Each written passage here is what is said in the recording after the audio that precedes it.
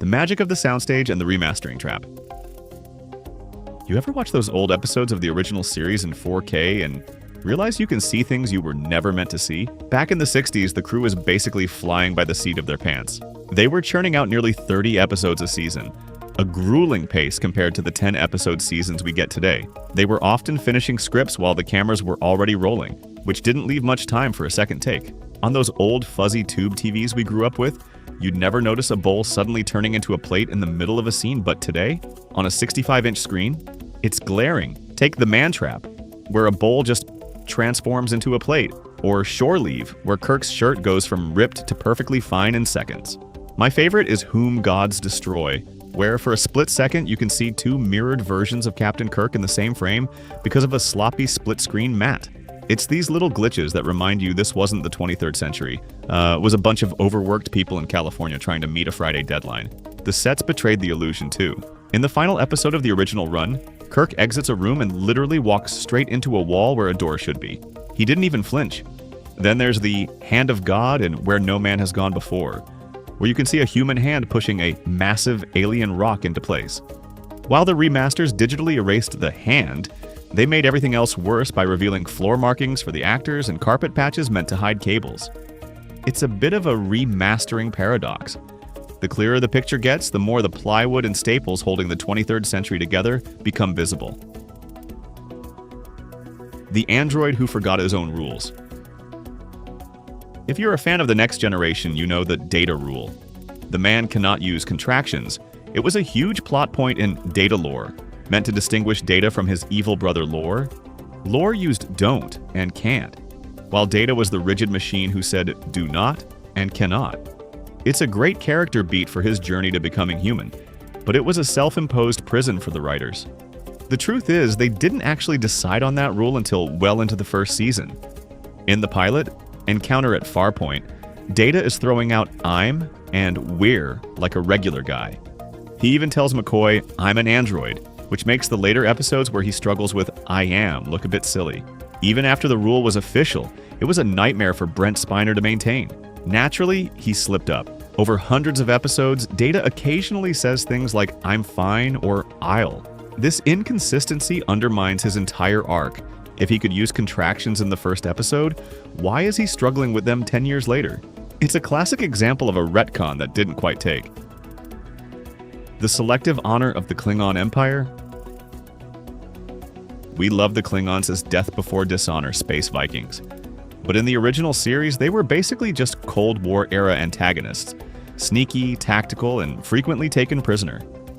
Nobody was committing ritual suicide over being locked in a brig. They were portrayed as more human in their flaws and their cowardice. When the 80s rolled around, the writers leaned hard into the Bushido warrior vibe to give them a unique cultural identity. They established a capture rule where being taken alive is the ultimate disgrace. But they immediately ran into a problem. If your lead Klingon, Worf, can never be captured, you lose a lot of dramatic tension. So they started cheating. Worf gets captured and tortured by the Duras sisters, and when he gets back, nobody mentions his lost honor. It happens repeatedly. It makes Klingon honor feel selective, applying only when it makes for a good scene, but getting tossed out the airlock as soon as it gets in the way of the plot. The Threshold disaster and biological weirdness. We have to talk about Threshold. It's the Voyager episode where Tom Paris breaks the Warp-10 barrier and turns into a giant space salamander. Even the writer, Brandon Braga, has called it a royal steaming stinker. The science treats evolution like a pre-programmed track in your DNA that you can fast forward by going fast. That's not how evolution works. It's a response to environment over millions of years, not a level-up bar.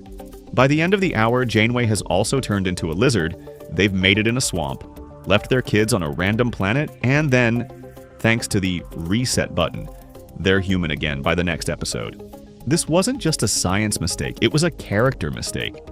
They literally abandoned their offspring in the Delta Quadrant and never mentioned them again.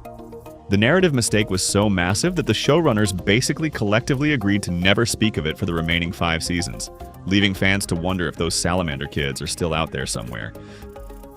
Subatomic transmitters and absolute zero. Sometimes the mistakes are just about the math and basic physics. In the Voyager episode, The Cloud The crew attaches a microtransmitter to a single base pair of DNA. Since a DNA strand is only about 20 atoms wide, those components would have to be subatomic. At that point, you aren't talking about engineering, you're talking about magic. Then there's the Royale, where they claim a planet's temperature is significantly below absolute zero. Absolute zero, roughly minus 459 degrees, is the literal floor of the universe where molecular motion stops. You can't go lower than that, just like you can't be deader than dead. It's a reminder that sometimes the writers were just picking numbers that sounded sci-fi without checking a middle school textbook. It's those moments where the science in science fiction takes a back seat to a cool sounding line. The nerfing of the Borg. One of the most controversial choices was the nerfing of the Borg. In Q Who, they were terrifying. No leader, no ego, just an unstoppable hive mind. They didn't want to talk, they just wanted to consume. But First Contact introduced the Borg Queen, giving them a face and a leader who felt jealousy, anger, and desire. By giving the Borg a boss, the writers made them vulnerable, turning a cosmic horror into a standard villain with a weak point. By the time they got to Voyager, the Borg were being defeated left and right. They went from an existential threat requiring the entire Federation fleet to stop, to a villain of the week a single ship could outsmart. In the finale, Endgame, a future Janeway wipes out their network with magic future tech. It stripped the Borg of their mystery and left them as a fragmented shadow of their former selves, culminating in Picard where they were basically reduced to a background element. The Voyager Supply Paradox. Voyager's premise was being stranded 70,000 light-years from home with limited resources. Tuvok explicitly says they have 38 photon torpedoes and no way to replace them. That's great tension. Every shot should have felt like a sacrifice. But if you count the torpedoes they fire over 7 seasons, it's well over 100. The same goes for their shuttlecraft. They started with 2 but crashed or lost nearly 20. It often felt like the ship had a magical factory in the basement that we just never saw. This supply paradox stripped the show of its survivalist tension and turned it into a reset button vessel, where damage was magically repaired by the start of the next week, making the Delta Quadrant feel a lot less dangerous than advertised. The disaster of the alternative factor. For a total production meltdown, look at the alternative factor. The lead actor didn't show up for filming, his replacement had 0 prep, and the script was being rewritten as they were filming. The biggest mistake was cutting an interracial romance subplot, because producers at Desilu got nervous in 1967. They didn't have anything to replace those scenes with, so the director just filmed the main character falling off cliffs and staggering through the desert to pad the time. It's an incoherent mess that shows how studio interference and fear can turn a high-concept idea into a confusing hour of television that literally makes no sense to the viewer. The Lex Spock and modern retcons. Newer shows like Discovery and Strange New Worlds are set 10 years before Kirk, but look a century more advanced. They have spore drives that teleport them anywhere instantly. This created a plot hole. Why wasn't this tech used during the Borg attacks or the Dominion War 40 years later? The writers introduced the Lex Spock, a law stating everything about the Discovery is now a state secret. It's a clunky fix that asks the audience to believe thousands of officers just collectively decided to never mention the most advanced ship in history. It happens when you try to make a prequel feel modern for a 2026 audience, without respecting the visual and technological history of the original shows from 60 years ago. The transporter safety lie. Finally, there's the lie that transporters are safe. Geordi tries to calm Barclay by saying there have only been a few accidents in a decade. But we've seen people merge together, Tuvix, split in two, Thomas Riker, and aged to death or turned into kids. The transporter is easily the most dangerous tech in the fleet.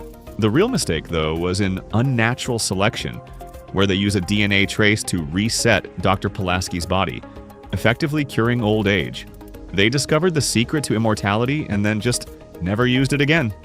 The writers treated it as a problem of the week and moved on, ignoring the fact that they'd just solved death itself. If that's not the biggest missed opportunity in Trek history, I don't know what is. The instant physics of generations. Star Trek often ignores the vastness of space to keep the plot moving. In Star Trek Generations, the villain destroys a star to alter a subspace ribbon. In reality, gravity travels at the speed of light. If a star disappears, it would take years for distant objects to feel it. But in the movie, the change is instant. It makes for a tense sequence, but it breaks the immersion by turning the galaxy into a small neighborhood where you can feel what's happening light years away in real time. It's action movie physics in a science show. Section 31 and sectioned off logic. In Deep Space Nine, Section 31 was a fascinating myth. No uniforms, no headquarters, just a dark shadow that proved the Federation wasn't as perfect as it claimed. But Discovery turned them into a semi-official military branch with black badges and a specialized fleet. Over-explaining the mystery killed the spooky vibe. It's hard to be a secret organization when you're literally wearing a branded badge that says, "I'm in the secret organization." Similarly, in the next phase, Geordi and Ro become intangible and walk through walls. But if they're out of phase with all matter, why don't they fall through the floor? If their feet are solid, why aren't the walls? The writers prioritized the cool visual of walking through a bulkhead over the basic logic of gravity, assuming we just wouldn't notice they should be falling through the deck plates. The lost potential of Captain Sulu. One of the biggest strategic mistakes wasn't a plot hole. It was a missed opportunity. After Star Trek VI, there was massive support for a series following Captain Sulu on the USS Excelsior. Instead, the studio moved straight to the TNG-style spin-offs, skipping decades of history. We could have seen the piece with the Klingons actually being built, and the transition into the luxury era of TNG. Instead, it remains a lost era that only exists in our imaginations in a few tie-in novels. The Borg reproduction contradiction. To wrap up, look at how the Borg actually happen. In TNG's Q-Who, we see a Borg nursery with drones being born or grown. The original idea was that the Borg were a species that grew their own young.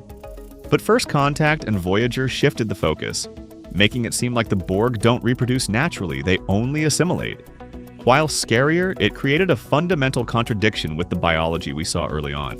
It's a classic case of the franchise's main villain being redesigned on the fly to fit a movie script, showing how Star Trek is always evolving, even if it has to trip over its own feet to do it.